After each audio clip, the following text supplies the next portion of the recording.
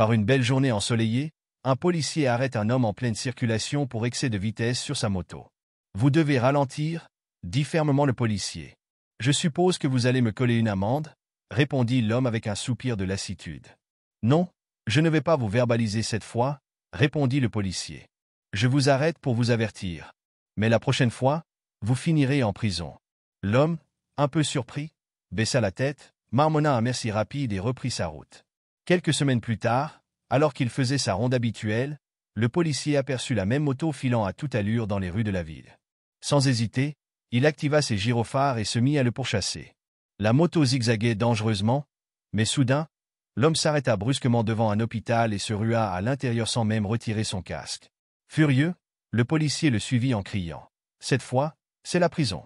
Vous êtes irresponsable et dangereux. » Mais lorsqu'il arriva à la chambre où l'homme s'était engouffré, il s'arrêta net. Devant lui, l'homme était en larmes, accroché à la main d'un vieil homme allongé sur un lit d'hôpital, visiblement très malade. « Pourquoi roulez-vous si vite tous les jours ?»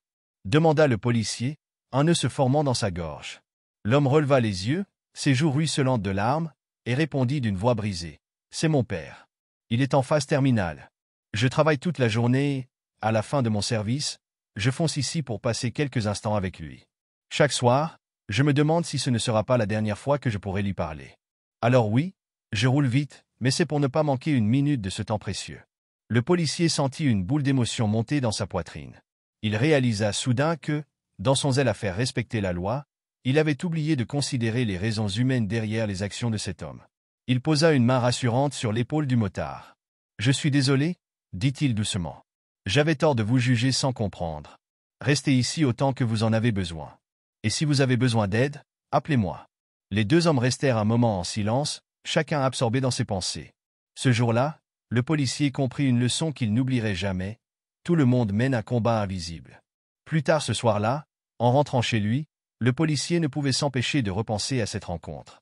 Il se demandait combien d'autres personnes il avait croisées sans jamais deviner les batailles qu'elles menaient. Peut-être cet homme pressé au supermarché, cette femme impatiente au volant, ou cet enfant bruyant dans le bus. Tous pourraient avoir des histoires chargées d'émotions et de douleur.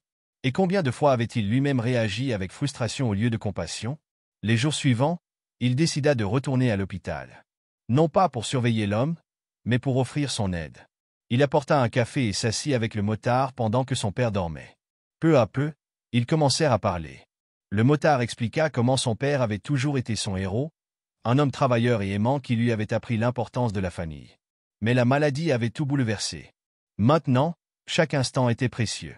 Le policier partagea à son tour des souvenirs de sa propre famille, des moments qu'il n'avait pas toujours appréciés à leur juste valeur. Il se rendit compte que, dans sa quête de justice et de discipline, il avait parfois perdu de vue ce qui était essentiel, l'empathie et la compréhension. Un jour, le père du motard rendit son dernier souffle. Le policier était là, aux côtés du fils, partageant sa douleur comme un ami plutôt qu'un officier de la loi. Cet événement changea le policier pour toujours. Il commença à aborder chaque interaction, non pas avec suspicion ou jugement, mais avec une curiosité bienveillante. Moralité. Ne soyez jamais trop prompt à juger quelqu'un sur ses actions. Parfois, derrière une apparente imprudence ou un comportement inexplicable se cache une souffrance profonde. Faites preuve de bienveillance et de compréhension. Une simple écoute peut transformer une situation et révéler la beauté de l'humanité. Rappelez-vous que chaque personne que vous croisez mène un combat dont vous ne savez rien. Soyez aimable, toujours.